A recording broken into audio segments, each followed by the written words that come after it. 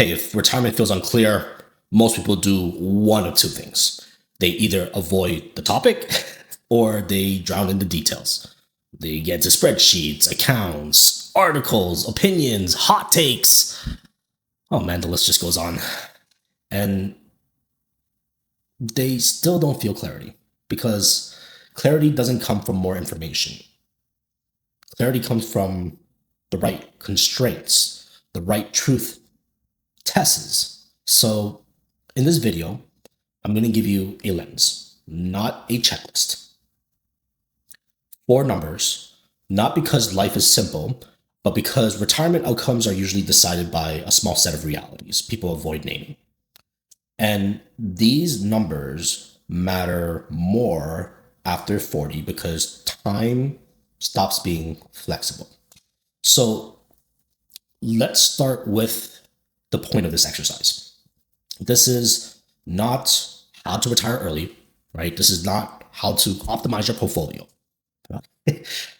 This is how to stop guessing.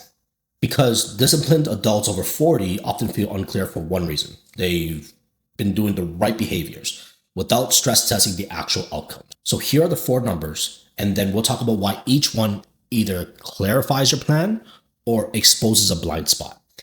The 4 numbers. 1, your runway.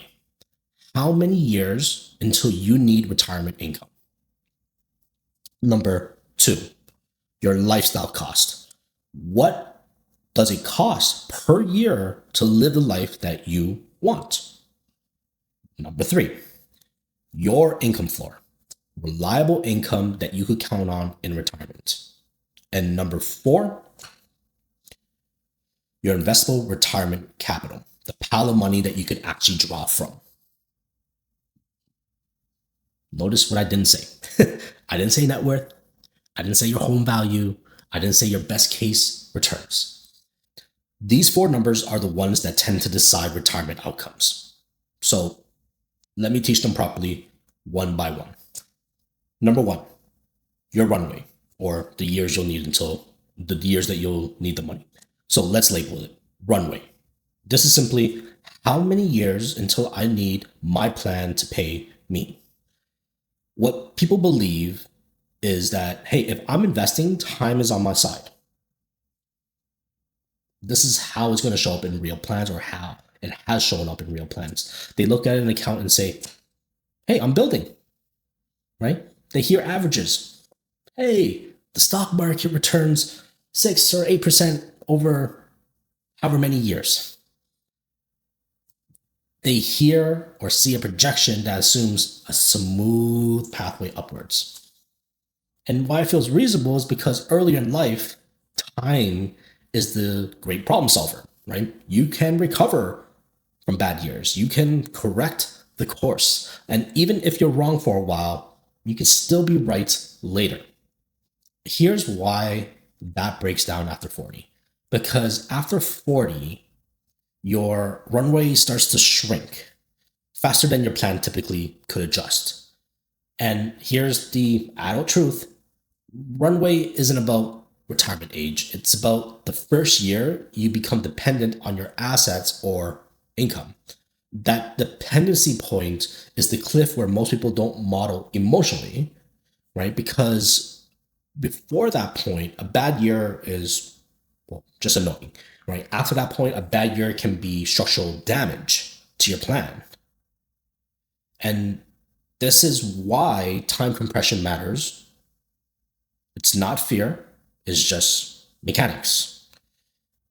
Your runway is the first constraint. Number 2, your lifestyle cost. So this is what you actually spend on an annual basis, or what you would like. So we have to ask ourselves, hey, down to brass tacks, or ideally, what does my life cost per year? Not what you wish it cost, not what it cost in 2015, not what it cost during a disciplined month.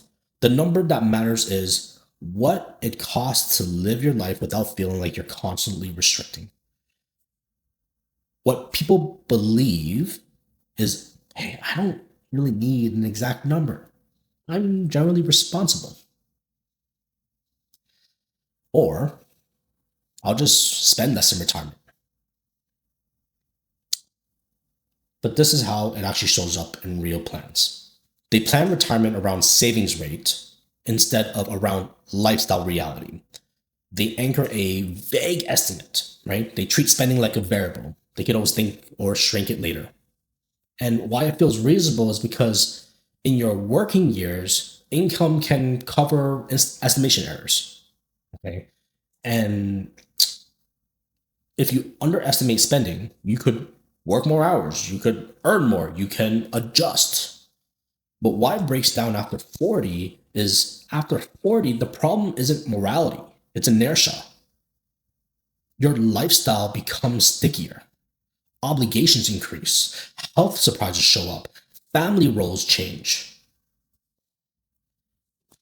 And the real issue is this: the closer you get to retirement, the less you want your plan to depend on you suddenly becomes a different person. And that's why this number matters. It's, again, not to shame you, it's to stop fantasy planning. Lifestyle cost is the second constraint. Number three, income floor. What income will show up in retirement without me needing to be right about the markets? So examples are pensions, government benefits, contractual income, predictable cash flow. It's not, hey, I could work part-time. Oh, hey, my rental might be fine. It's income that you can treat as real even in an ugly year. I'll tell you what people believe. People believe, hey, my investments will cover it.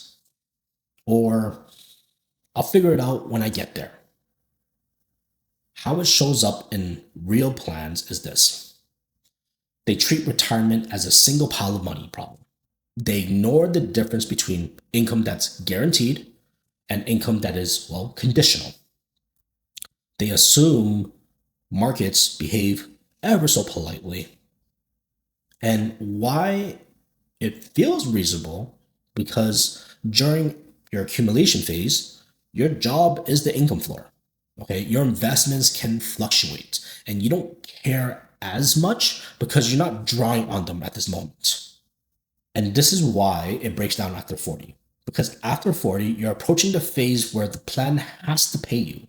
Okay, and the psychological difference between, hey, I have income no matter what, and oof, I really need the markets to cooperate, that gap is enormous and is not to be understated.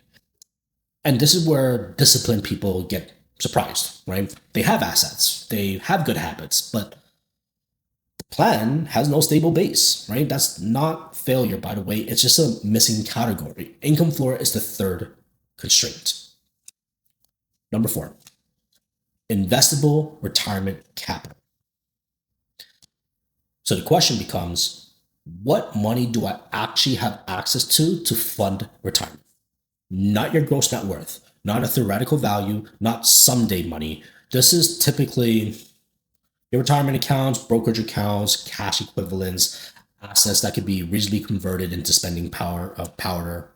I mean, you can call it dry powder, but we'll just say spending power. And yes, this includes the nuance, taxes, liquidity, timing, but the point is conceptual. What people believe is, hey, my net worth is X, so I'm fine. Or, hey, my house is my retirement plan. Well, let me show you how this shows up in real plans here. People count assets that aren't usable, right? They count home equity without a clear liquidation plan. They count business value without considering the exit reality. They count accounts without considering after tax spendability. And why this feels reasonable is because net worth is a status metric, right? It feels like progress, and often it is. But net worth and retirement funding aren't identical, right? And so, why this actually breaks down after 40 is because retirement isn't a scoreboard, it's a cash flow problem. And after 40, The closer you get to needing cash flow, the more brutal reality becomes. And the question becomes, can this asset become spending without destroying my plan? So that's why this number matters. So investable capital is the fourth constraint. Now, here's the truth test these numbers create. If you only remember one thing, remember this. These four numbers don't just sit there. They combine, well, two realities. Reality one, your gap. Lifestyle cost minus income floor. It's not a math homework as a concept. How much of my lifestyle must be funded by my investments? The reality two is your dependency rate. So how hard your invested money needs to work to cover that gap, especially once you're starting to draw from it. And here's why this is so clarifying after 40. If your runway is short and your gap is large, your plan becomes fragile, even if you're doing well, even if you've been disciplined. This is the part people miss. They think retirement is about having money, right? But retirement is about how exposed you are to being wrong at the wrong time. And that, my friends, is what we call sequence risk. And we'll cover that deeply later. But I'll show you, or I'll tell you two examples so that you can feel the mechanics, right? So let's do this without spreadsheets and just follow along here with me, just so that we can make this structure real. So example A is you're feeling behind, right? So someone says, hey, I think I'm behind, Dave. Often what's actually happening is the runway is short, their lifestyle cost is real, their income floor is modest at best, and their investable capital isn't large enough to absorb bad timing. They're not necessarily irresponsible, they're just constrained. Example B, someone who says, hey, I'm doing well, but I'm a little bit uncertain. And someone else says, okay, hey, I'm doing well, but I just don't trust my numbers. Often what's happening is, hey, they have a decent pile, but their gap is bigger than they like to admit. Or their income floor is weaker than they assumed, or maybe their plan relies or heavily relies on the market behaving nicely. It's really just the same unease, just a different entry point. It's really the same mechanics. So these four numbers reveal which one you are. And more importantly, they reveal what's actually driving the uncertainty. The most common misread, right? Here's a key distinction that will save you maybe years of confusion. People confuse I'm accumulating with I'm becoming ready. So accumulation is it's progress, but readiness is another word to say it, but durability. So the number that decides durability are not your opinions, they're runway, lifestyle costs, income floor, and investable capital. When those are aligned, you feel clearer even with uncertainty. When those things are misaligned, you feel unclear even if you're just doing well. And that's the value of this lens. What this channel will do, these numbers, just to be clear, is I'm not here to tell you what to buy. I'm here to help you think. So you can stop wasting energy on noise and start seeing, what actually matters.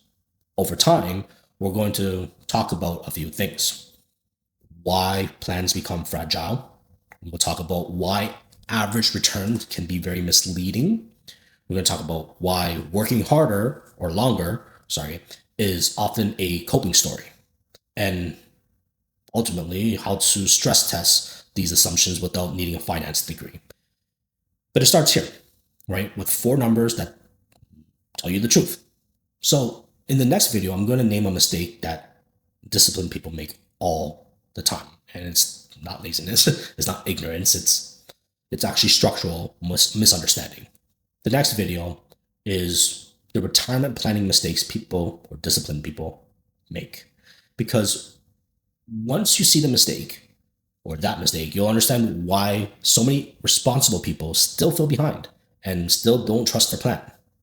So if retirement feels unclear, don't default to self-blame. Just get clear on your constraints. So again, that's runway, lifestyle costs, income floor, and investable capital. Those four numbers don't give you comfort, they give you truth. And truth is what makes your next decisions calmer. I'll see you on the next one.